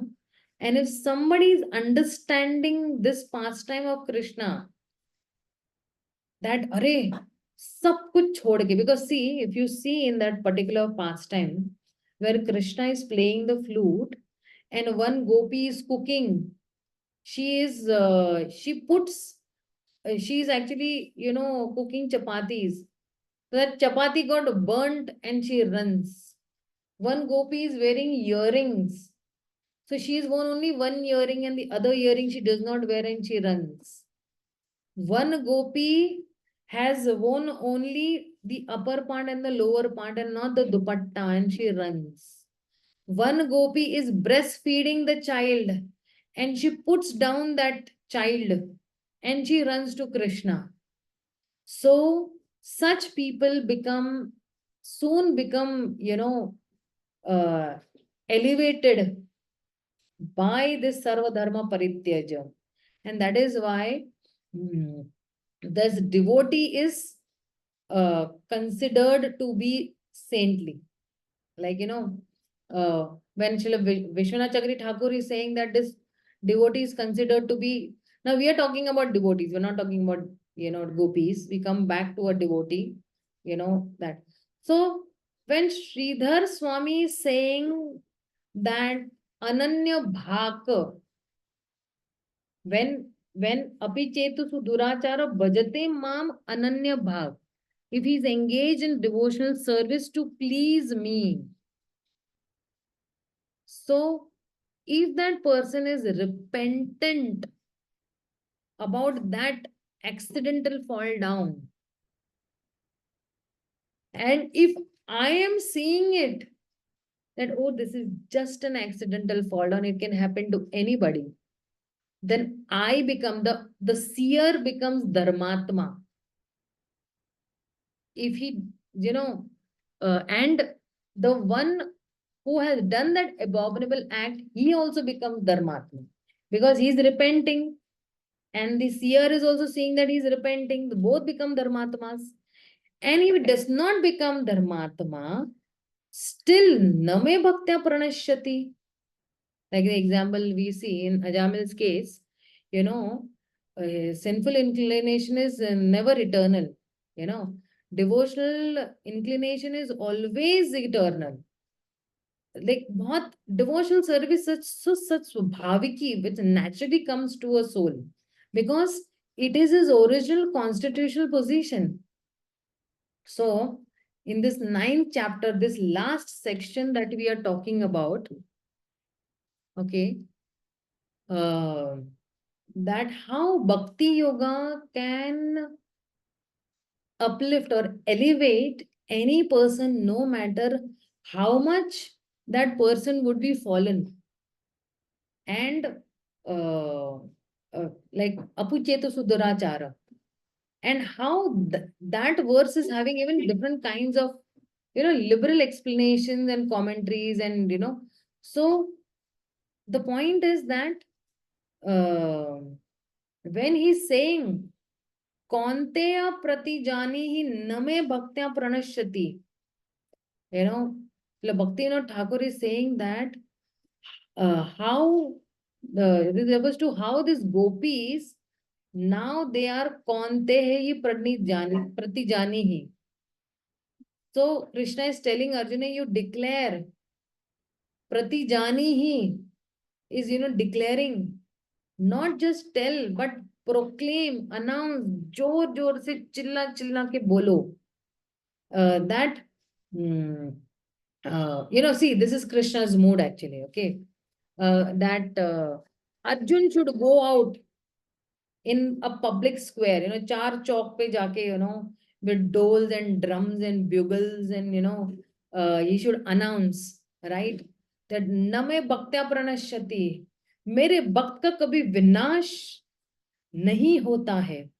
And now this is a very, endeavoring, revelation from Krishna's heart, So the previous shloka also I told that it speaks about Krishna's heart, right? And he's saying that api chetu su durachara, so when he's saying vi karma ke level pe, when he's saying bhajate mam ananya bhav, when he's saying from that akarma level also, and he's saying shipram bhavati dharmatma, and which is coming from. So, what is happening between Krishna and Arjuna, as their thoughts are going on?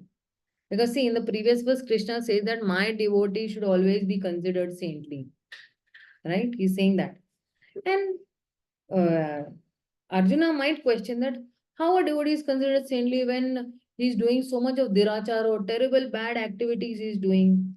So then Krishna is saying, because see, this is a conversation which Sri Vishwanath Chakravarti Thakur also, if you see the Sarartha, what is the Tika? Sarartha Varshini Tika, where Srila Vishwanath Thakur, there's a conversation between Arjuna and Krishna, where Arjuna is saying that how is this devotee considered to be, saintly when he's such a durachar, he's doing so many bad activities. So Krishna is saying there, then the devotees will become dharmatma, they will become religious. Then all that agitation in the mind of that person, which is making that person restless, will go away. And what will happen? He will get Sashvat Shantim Ni Gachati. He will get lasting peace. He will get he will get internal peace, in fact, is what I wanted to say. That he will get internal peace, which is coming by being in harmony with Krishna. Like say, for example, okay, in our house, if you see that there will be some clashes, there will be some difference of opinion.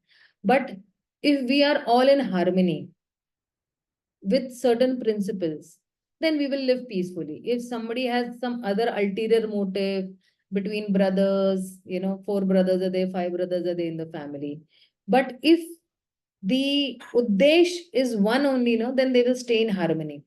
Similarly, that when will we get Shashwan Shantimni Gachati? When we will be in harmony with Krishna. And being in harmony with Krishna means only following the instructions of Krishna. For example, okay, if a child is obedient to the mother, both are in harmony, right? Okay, the mother is giving some instruction, the child is following. Both are having a harmonious relationship because the child knows that whatever instruction my mother is giving me is for my good only. And that is called harmony. I'm not saying blind following, okay? I'm talking about good instructions to be followed, then we will be in harmony with Krishna. And we also know that Krishna does not give any instructions which are not good for us, right?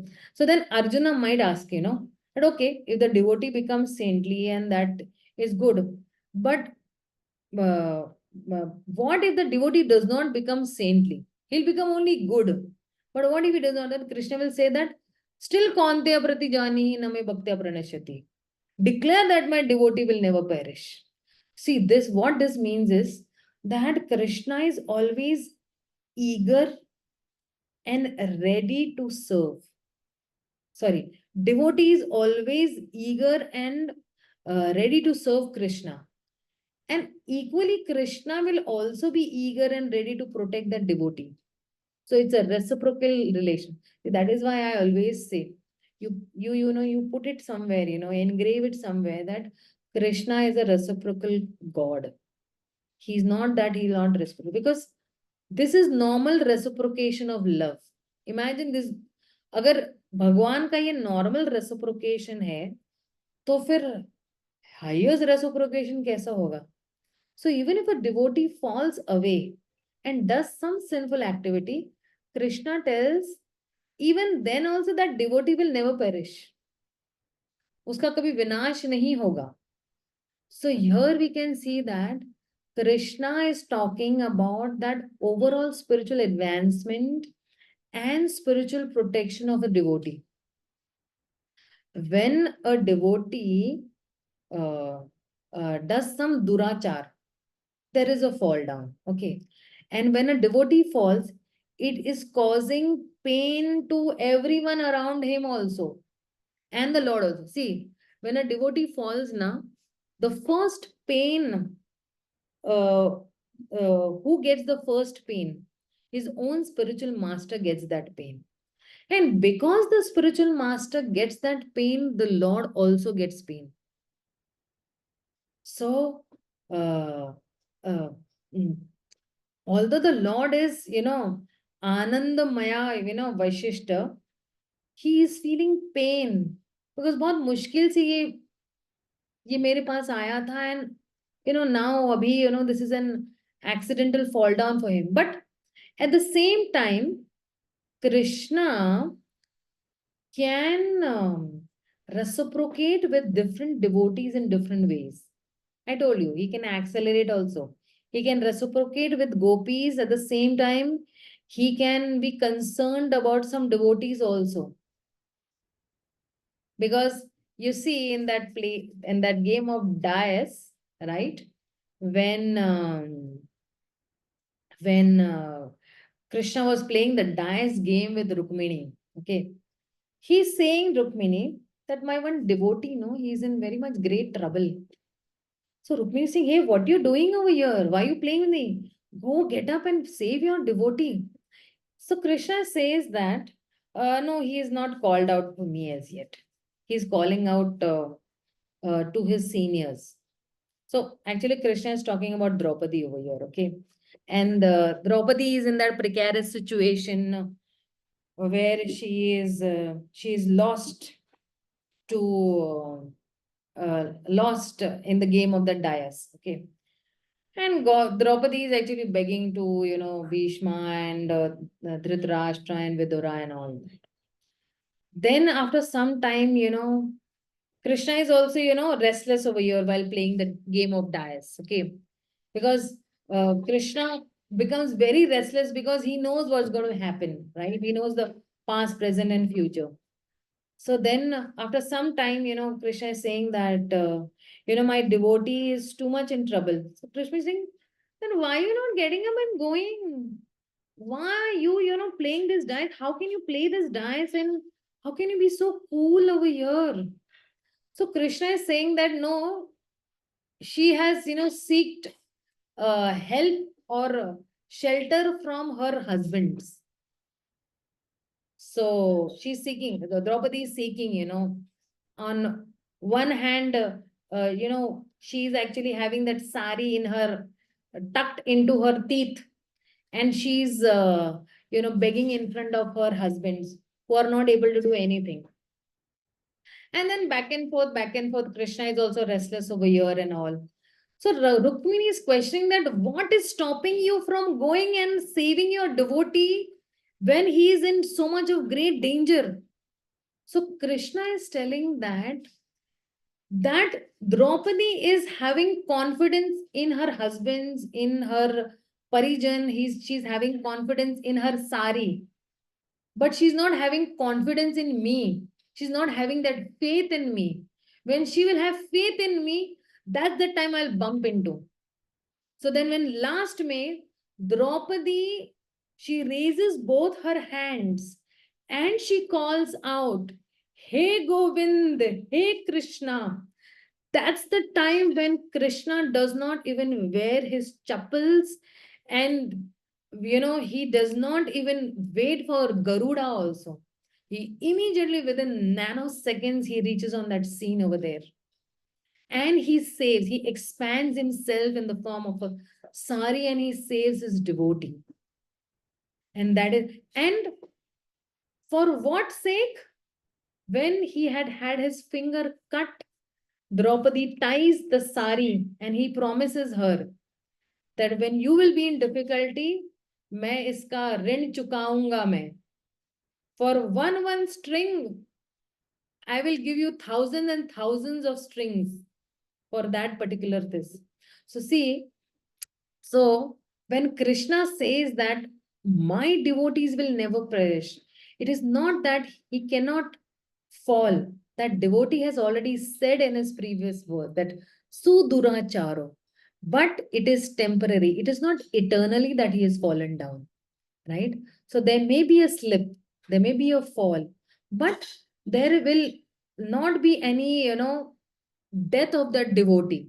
It not be any fatality of the devotee. So whatever credit one has acquired, that will be there with that person forever.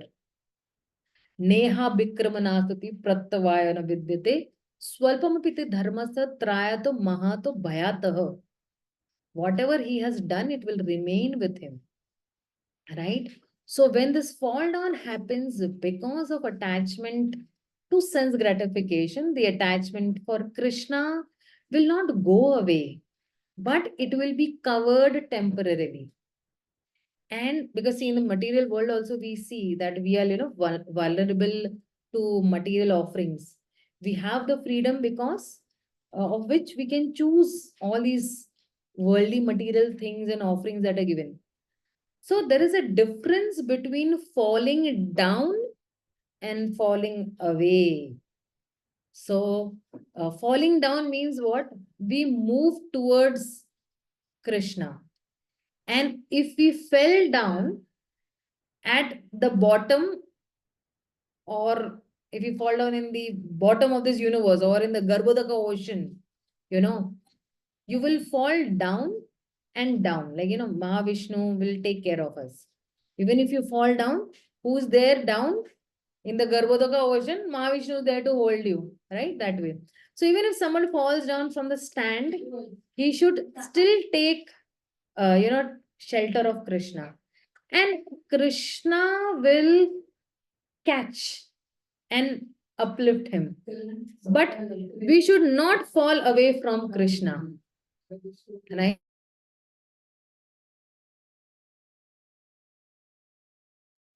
So, whenever the scriptures guarantee that whatever will happen, my devotees will be, protected.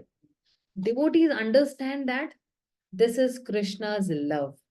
They try to love and serve Krishna more and more and do uh, not want to take advantage of this particular, statement of Krishna. So if you see even in Ajamil pastime also, the conclusion of all the acharyas is that if Ajamil chanted once and so much of advantage, how much we will benefit, we will do, so much of proper chanting we will do, and how attentive our thoughts will be when we are doing any devotional activity, and the Lord will definitely come to us then. So the Lord's love is great. And even if he is displeased by his devotees, the Lord does not stop loving the devotees. It's not like that, tumne ye galat kiya, I hate you. It's not like that. Lord is not whimsical, okay? We might be whimsical, but Lord is not a whimsical, Lord. But since we want to please Krishna, naturally we will avoid those activities which will displease him. Right? So for example, even if in a child, right, the child will not do any activity which will displease his mother. He knows that, oh, my mother will get angry. I should not do this, right? So even if someone is fallen, he should not give up bhakti thinking in any other way, but he should try and pray to Krishna for help. He should be burning in the fire of his repentance. You know, when a child is when the child falls on the ground, he will get up taking the help of some, wall or some chair, like, So even when Srila Prabhupada's, disciples, they fell away. But during the last time of their life, they came back and they left their body in very extraordinary ways. We have seen that, right? So although then the process has been painful to them on an external platform, but internally, Prabhupada himself has come to pick him. Like if you see in the case of one Maharaj who had left Krishna Con. The last minute he came and then he's shouting, Prabhupada has come, Prabhupada has come. So devotees' devotional advancement will not be perished. Jitna आपने किया है, if you have done 45% of bhakti, it is still preserved. So, there are two kinds of faults. Okay. One is incidental fault. Incidental fault yani jo hai, means what? Some incidents has occurred, but the devotees are not having any deficiencies, inherently. Inherently, the devotee is very serious and he is very, dedicated or ananya bhak towards Krishna. But the devotee fell because of some, external situations. He got allured or something like that. And there are inherent faults also. Second is inherent faults. Matlab kya? Ki Krishna is saying that if someone is having inherent fault, even they can be elevated if they are practicing devotional service very diligently. Like for example, non-devotee coming, okay? And that non-devotee has got some very much inherent faults. बहुत जन्मों से कुछ ना कुछ भरा हुआ है. That also person get purified. And that person's also bhakti can be, what do you say, preserved for the next lifetime to the next, till the time, he does not purify himself 100% in that way. So this is what he is speaking in this 31st shloka. And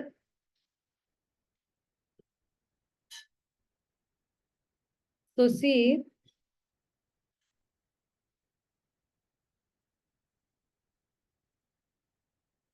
means when he's speaking about repentance over here now, repentance has another aspect of atonement also.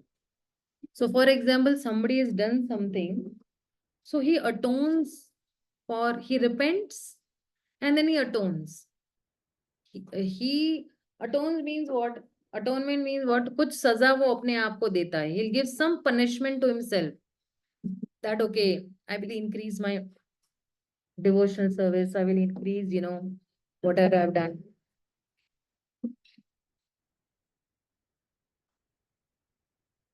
He will chant more. He will serve more. He'll do more book distribution. He will spend more time in the temple, doing some services as such. So this is atonement. So for any fall down, the atonement is devotional service only. कुछ भी हमने गलत किया है तो उसका सजा भक्ति ही है. ये भक्ति ही हमें तारने वाला है. Right? So, what I'll do is I'll just stop at this point of time. Why? Because it's 10:10, I suppose. And we have another 3 shlokas more to go.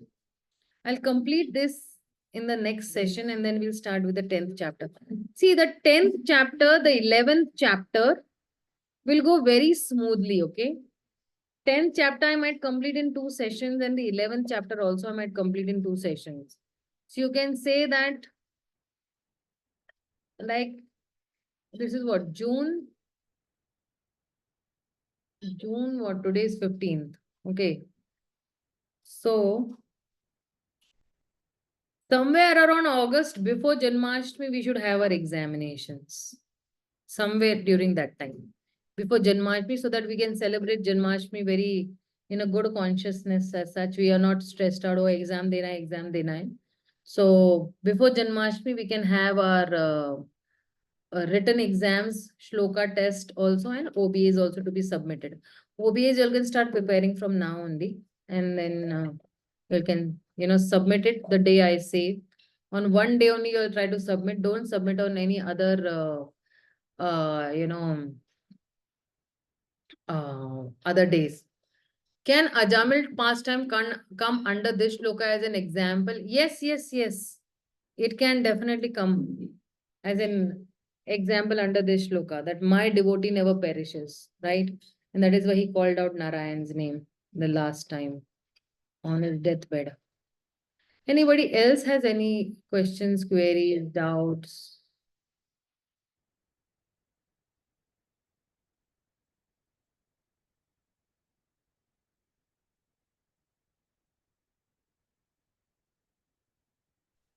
Mataji, one small note, Mataji. Yes, Prabhuji. Mataji, when we go to on yatra like Nepal, whatever yatra we go, there we also go to Lord Shiva temple. That is all okay now, Mataji. Because when we go and With what intention are we going to the Shiva temple?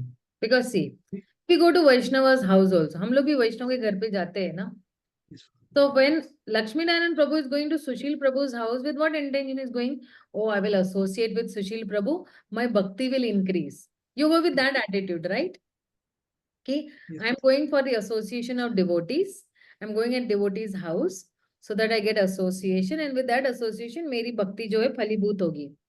वो फूलेगी, फैलेगी और आगे बढ़ेगी, right? I go to devotees. So when I'm going to a Shiva temple also, no, I'm going with the same attitude.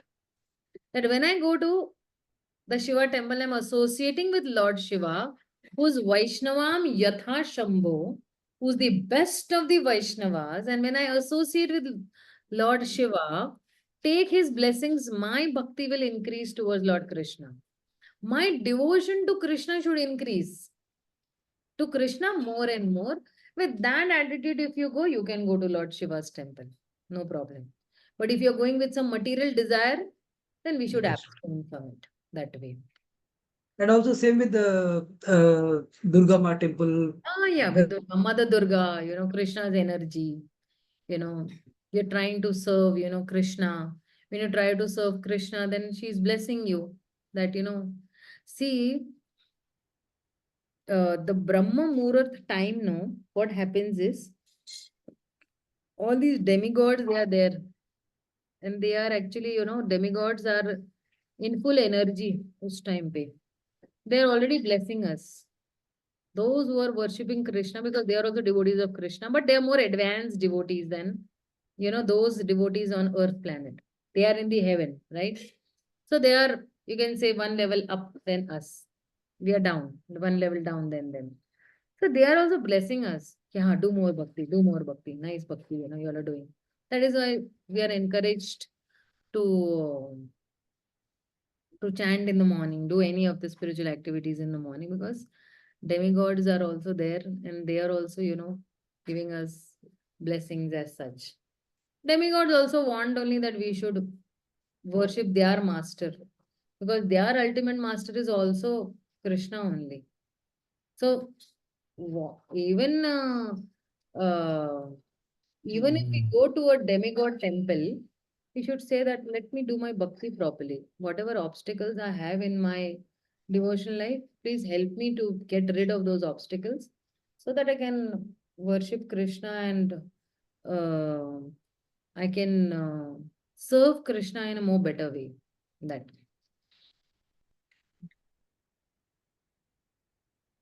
Anybody else has any questions, queries, doubts?